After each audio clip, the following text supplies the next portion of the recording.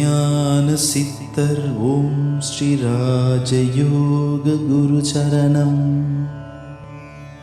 யோக ஞான சித்தர் ஓம் ஸ்ரீ ராஜயோக குரு சரணம்.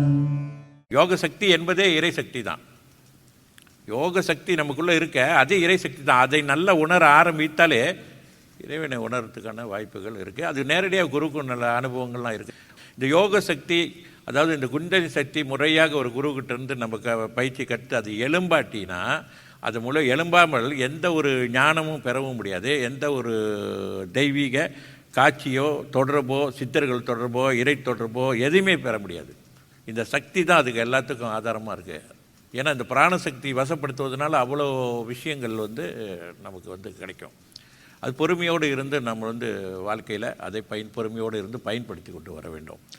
யோக ஞான சித்தர் ஓம் ஸ்ரீ ராஜயோக குரு சரணம். யோக ஞான சித்தர் ஓம் ஸ்ரீ ராஜயோக குரு சரணம்.